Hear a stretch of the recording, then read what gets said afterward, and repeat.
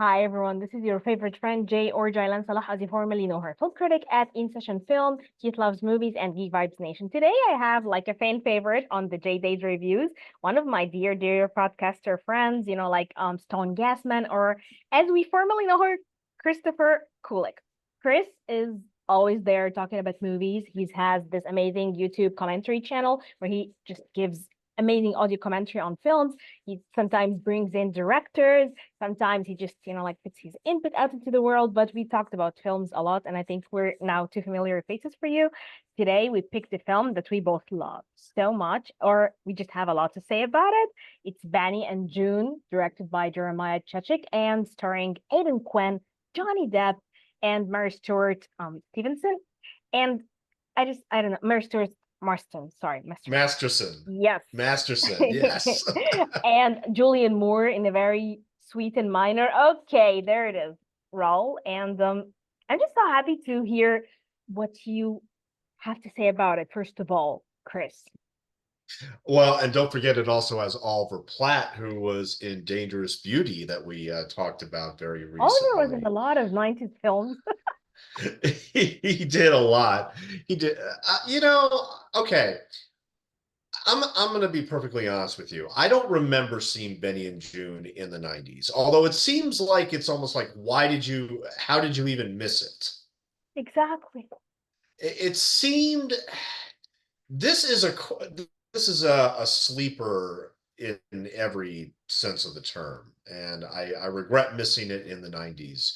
And it did not make me think of the 90s that much, although to be honest, that song "I Would Walk 500 Miles" will be stuck in my head till the end of time now. Yeah. That's fine. That's fine. Uh, I do love this film, and I love its quirkiness and idiosyncrasy, and I love how it honors silent film comedians, which very few films often never do. Practically, it's a very unique film in just, especially. I mean, are you a Johnny Depp fan? First of all. Well, in the past, before his mess became kind of like too much. Like now Right. it's sometimes when an actor goes through a lot of crap, you can't help it. You just it's a lot, and it kind of like mars the performance for you because in the past, and also I was a fan of his until a particular era. Like in the past, in the way past, I really liked his films. I really liked, like Edward. I really liked Edward Scissorhands, all those dreams. Yes. Of course, my favorite is Dead Man because it's Jim Jarmusch, and I love Jim Jarmusch so much as a Oh, director. This is a great film. It's like it's a poetry piece. So I love the older stuff. But then, like it became like he's trying to reinvent himself too much. He's relying probably on aesthetics more than, content itself or the role. And of course, like love the first Pirates of the Caribbean.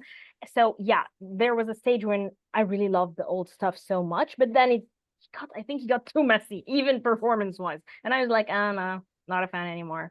So yeah, but then I'm that totally. Huh? that stage, I'm it was so beautiful. It was so beautiful to see him very unhinged and very even not I love an actor who's not embarrassed to just look silly and crazy and just overt and kind of like flamboyant in a way. He kind of blurs the line between masculine and feminine, and it's just wild for me. So I love Johnny for that. The older one, of course. Now, like, ugh, no, please. And the later stage was more, it didn't mean anything to me. right. Benny and June is in.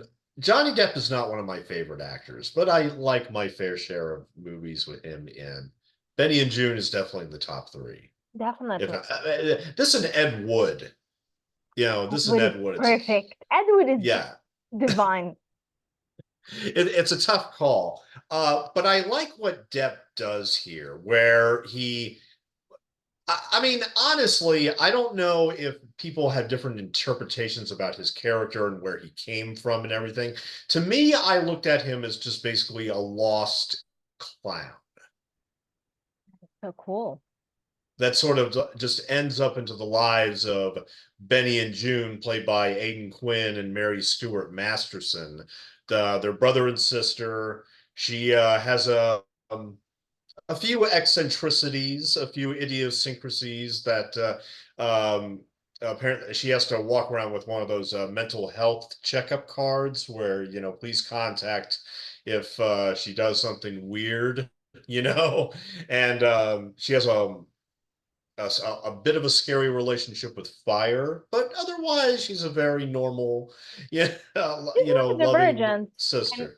and undiagnosed, of course. Like they don't explicitly say she has like schizophrenia or whatever Schizophrenia, exactly. And she's, yes. of course, she has like definitely she's neurodivergent. So they just didn't really care or didn't understand the whole thing back then. But as you can say, she's normal in the sense of the word, but she has like a lot of baggage, a lot of emotional and mental stuff. She just has to be taken care of. Exactly. And it just when Johnny Depp just comes out of nowhere. And I love how he's introduced coming in on the train, and she and they first see each other for the first time. He's up in a tree and she's driving in a car with a helmet on her head. And it made me think of Harold Lloyd in a movie he made called The Kid Brother.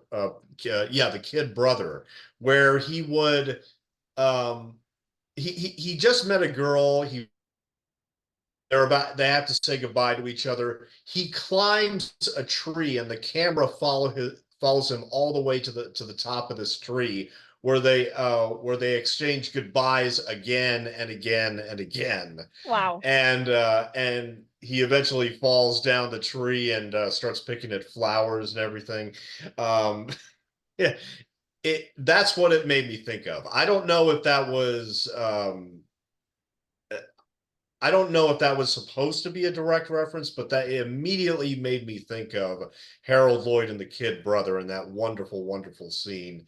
So, knowing that there's a lot of love for silent film and silent film comedy in this movie, silent film is is probably my favorite genre in film, even though it's an obsolete genre.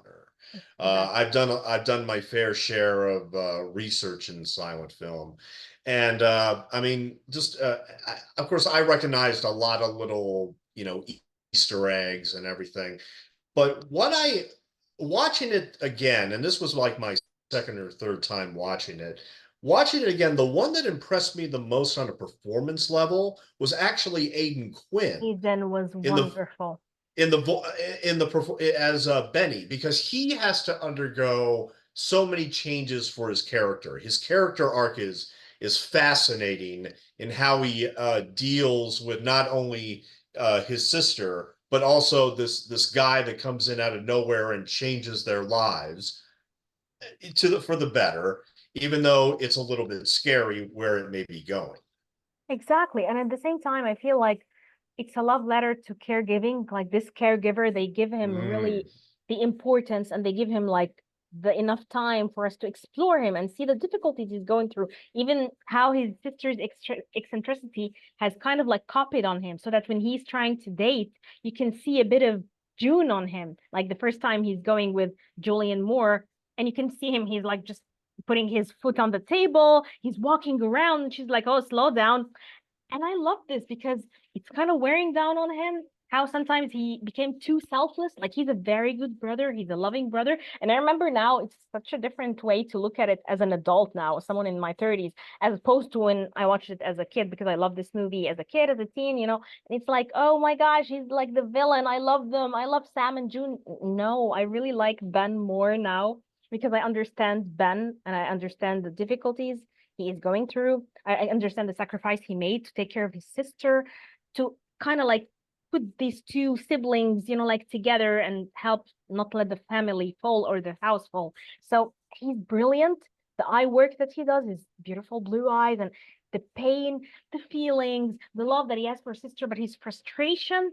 So you're hmm right. Seeing him now, it's amazing. He's just It, it's a much more complex performance than on the surface. And looking back on it, it's how his performance just goes from one point to a different point it was my favorite element of the film, to be perfectly honest. It's because maybe it's just because I'm so used to seeing Aidan Quinn as like psychotic criminals. Exactly. It's and seeing him as this guy who is, has this simple struggle where he loves his sister, he's worried about her, he feels the need for a caretaker, after what happened to their parents and everything. And it just not giving her even more freedom or independence, because she would be more happier with that freedom and independence. Just,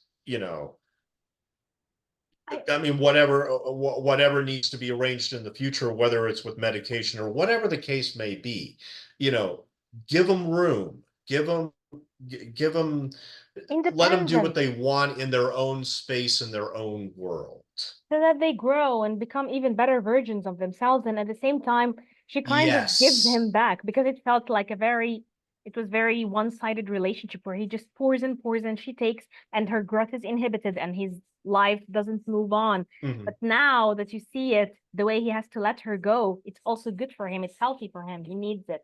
But it's a Hmm. beautiful thing to show in a movie like that. Like it's beautiful to put us in the struggle of someone caring for, like a dependent person who is on the spectrum or he has like mental, like issues and stuff. So it was just stunning and he played it beautifully. Hmm. And it handles those themes very, very delicately, which is very much appreciated. I mean, I thought of just indirectly, I thought of Rain Man, with Dustin Hoffman, and how he doesn't understand that where he's living now, that he has a gas powered stove or whatever. I'm trying to remember. I have it on Blu-ray. I should know for sure. But no, I mean, it goes through a similar thing. And I like how both movies handle that type of thing, where it doesn't get, I don't, well, also, I was going to ask you also, that Johnny Depp and Winona Ryder were originally going to be doing this, and they had broken up. Ryder had left the picture and they brought in Mary Stuart Masterson. Look, I love Winona Ryder. I adore her. I want to see Beetlejuice just because of her and Michael Keaton. Uh, I'm not so sure I would have liked this movie with Johnny Depp and Winona Ryder together. You are absolutely correct. And I love I'm not so sure it would have worked. no, no, no, no, no. Because Winona, I love Winona, but she will always Yes, bring Winona. You know what I mean? This movie needed an actress with subtlety, with, like Mary Stuart Masterson from she was Fried just Green Tomatoes. Yes. exactly. She's someone easy on the eye. You don't see her a lot. She doesn't bring a persona, an overt celebrity persona to it. She is just there. Some actors, unfortunately, they have like a very recognizable persona and they bring it to the film. You can't see a Julia Roberts movie without thinking Julia Roberts. You know what I mean? Whether she's playing a mother or playing Erin Brockovich. Exactly. So, and Meg Ryan, the same. But there are actresses, they're just, like a blank slate. You can build whatever you want on them. And Mary Stuart Masterson was the perfect choice. Of course, Winona, you would have felt like the baggage of, like Winona and Johnny Depp, yeah, yeah, yeah. So it would have made it, Exactly. no, I don't need this. I need something fresh and kind of like stripped bare. And this was the perfect casting choice. And who knows if it would have tainted the film's reputation. I mean, even if it was made in different hands, I mean, we'll never know. But I'm just glad how it worked out perfectly. Johnny Depp was wonderful. Mary Stuart Masterson was wonderful. Aidan Quinn, very impressive. I love everybody in this cast. Love everybody from, just real quick, interestingly enough, there's a moment where Julianne Moore and William H. Macy share eye contact. And I was thinking, oh my God, 5 years later, they would be in the Psycho remake with Julianne Moore in the Vera Miles role, and William H. Macy as the detective. I was like, oh Wow. my God. Wow. What a reference. What a film The reference. This is insane. yes, when I thought of that, I don't know, it was just buried in my brain, and it just came out. I was like, oh my God. But no, I mean, this is a genuinely sweet movie, very Very. sincere. It handles the issues with a appropriate amount of weight, but also an appropriate amount of sincerity and lovingness, which is very, very refreshing. And like I said, it never got, you know, I don't think I don't think it ever played it safe. I think it took appropriate risks, but it turned out so beautifully that, I just think it's impossible to complain And it's about impossible. anything. And it's impossible to make something like that now. I don't know why. I think Yes. they can't. They just They don't make movies like this anymore. Oh man, even the it's a mood, lost. the beauty. I don't know. Something is wrong. Something is wrong with modern cinema. Even the films that I like, you watch a film back in the day and you feel like it's perfect. Just like you said, everything is perfect here. The dialogue is lovely. The way they made it, the way they even inserted his like little quirks, like dancing and showing around. The way it was the beauty of the sister brother relationship. And like even Mhm. the struggles of the normal guy, like he works as a mechanic, the way he's sitting with his friends. I don't know, there's something natural, even though it was really cinematic and very well established back then, that now you feel it's forced. Like they're forcing you to feel this is a brother sister film. This is about motherhood. This is about I don't know, like I don't tired. The Like moment, the moment when Aidan Quinn leaves Julian Moore, and is about to leave, and he accidentally hits the door on the way out, I was like, that looked natural. That looked incredibly natural, which I found here again very, very refreshing. Very refreshing.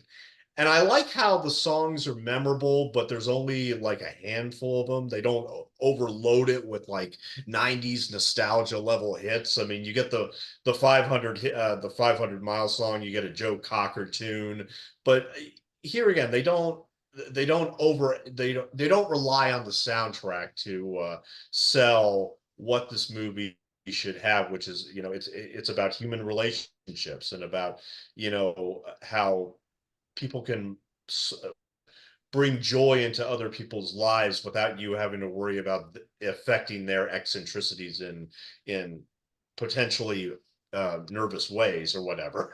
and I feel like it's also It's a about lovely movie. Yeah. communication. The way like June, Yes, exactly. yeah, Yeah, exactly. the way June and Sam kind of like found each other was through communication. He was illiterate and he was eccentric, and she had a very, of course, because she is neurodivergent, so she had her complex way of building up her life around her communicating. She's just talking, talking, talking, and feels like no one understands her. So the way that he inserted himself into her life, kind of like going along with the flow of her communication and accepting her silence and her accepting his silence, I think it's beautifully made and it felt very natural too. Like it wasn't choreographed to be a film about that. But I think at the heart of it, this story is a sister brother love story, like a tribute to caregivers who take on so much, but they have to give themselves the credit, give themselves the love they deserve, and also give independence to the person they care about, and also about communication. How sometimes communication fails us, even though we're talking all the time. So it's a very beautiful thing. And when you analyze a film today, I wish we would analyze a modern film to see how we're gonna talk about even a good one. I don't think you would get all these layers, like all these complexities. You would just probably talk about something that you liked, and that's it. This is what I felt from talking about a film like Prometheus for me. I had it on a podcast. I liked the movie, but I didn't feel like talking about Aliens, the earlier ones, which I loved and I had a lot to Right. say about. So this is what I feel like modern cinema versus older cinema. It's a completely different territory. Completely different.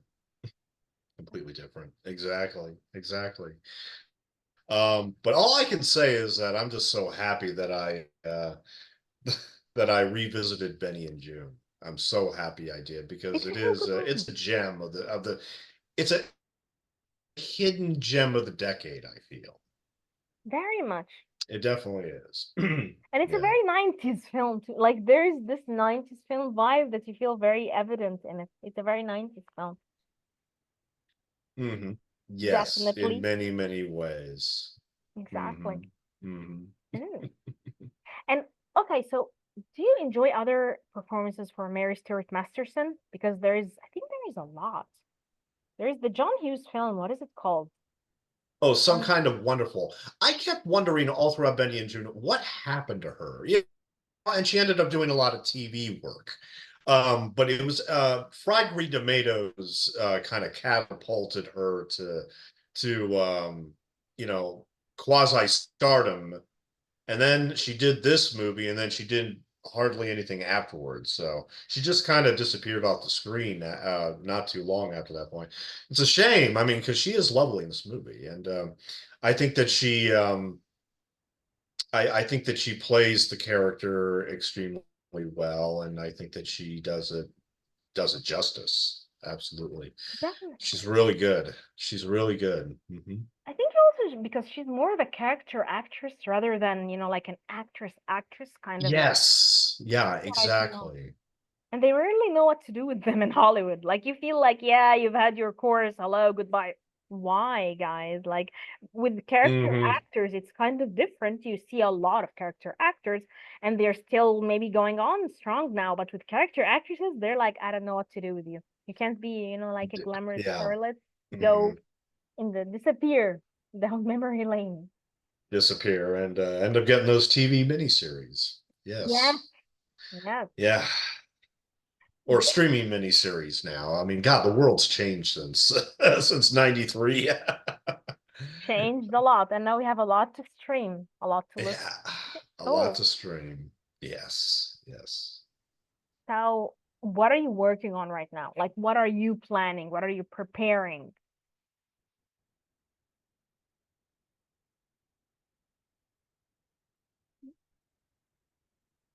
Commentaries are definitely going to be Doc Hollywood and Gone in 60 Seconds. I'm still working on them, but that they will be coming soon. Just watch out on my channel that they will be coming soon.